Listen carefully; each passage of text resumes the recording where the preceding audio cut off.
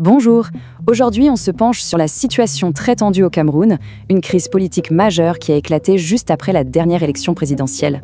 Les résultats sont très contestés et le pays est dans une véritable impasse. On va essayer de décortiquer tout ça ensemble. Alors tout s'est cristallisé quand le principal candidat de l'opposition a non seulement revendiqué la victoire, mais a aussi lancé cet ultimatum très direct au gouvernement, l'accusant d'avoir volé l'élection. La tension est montée d'un cran, c'est le moins qu'on puisse dire. Et la réponse du pouvoir ne s'est pas fait attendre. Elle a été tout aussi virulente, presque une menace à peine voilée. On sent bien que le pays est au bord de l'explosion, avec deux camps qui se font face. Pour y voir plus clair dans cette situation complexe, on va examiner ça en 5 points. D'abord, on va revenir sur l'élection elle-même. Ensuite, on verra la crise de légitimité qu'elle a provoquée.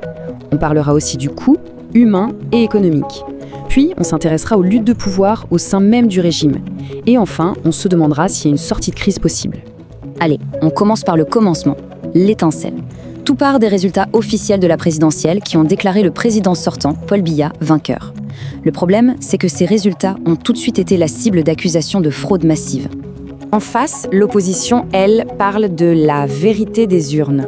Pour elle, les vrais résultats, ceux qui reflètent le vote des citoyens, la donnent gagnante. Donc on se retrouve avec deux camps qui affirment avoir gagné. Ça a logiquement mené à des manifestations qui ont été très durement réprimées.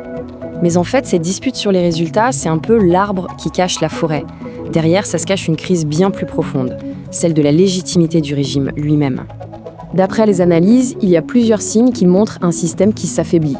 On parle d'un président très âgé, dont les apparitions publiques trahissent une certaine fragilité, d'un gouvernement qui semble un peu perdu. Tout ça crée une vraie déconnexion avec la population et érode la confiance. Ce qu'il faut bien comprendre, c'est que l'enjeu dépasse largement cette seule élection. La question de fond qui est posée, c'est est-ce que le régime actuel a encore l'accord, le consentement d'une majorité de la population pour continuer à gouverner ? Bon, et cette situation de blocage politique, ce n'est pas juste une histoire de politiciens. Elle a des conséquences très réelles et souvent dramatiques pour le pays et pour les gens qui y vivent. C'est d'ailleurs assez frappant de voir le flou qui règne sur le bilan humain. Même au sein du gouvernement, les chiffres ne concordent pas. Un ministre parle de 16 morts, le porte-parole du gouvernement, lui, évoque plusieurs dizaines. Cette cacophonie en dit long. Et au-delà des personnes tuées, les sources parlent d'une vague d'arrestations et de disparitions. Le chiffre de plus de 1000 personnes détenues est souvent avancé. C'est énorme.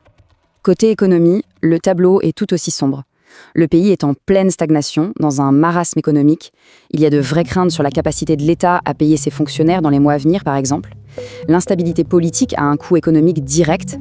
Et comme si la situation n'était pas assez compliquée, il faut ajouter un autre élément, plus discret mais tout aussi important, une véritable guerre de succession qui se joue en coulisses, à l'intérieur même du régime. C'est un événement tragique qui a vraiment mis un coup de projecteur là-dessus, le meurtre du journaliste Martinez Zogo. Cette affaire a révélé au grand jour l'existence de ces clans, de ces factions qui se livrent une lutte acharnée pour préparer l'après-Biya. Du coup, ça soulève une question cruciale et assez vertigineuse. Avec un président si peu présent, qui tient vraiment les rênes du pouvoir au Cameroun en ce moment ? Eh bien, selon les sources, il semblerait qu'une faction en particulier ait pris le dessus, profitant de ce flou au sommet pour consolider son pouvoir sur des secteurs clés de l'État. Alors, face à ce tableau très complexe, à cet enchevêtrement de crise, est-ce qu'il y a une porte de sortie, une façon de sortir de l'impasse ? Pour de nombreux analystes, la seule solution durable serait de commencer par reconnaître le vote populaire.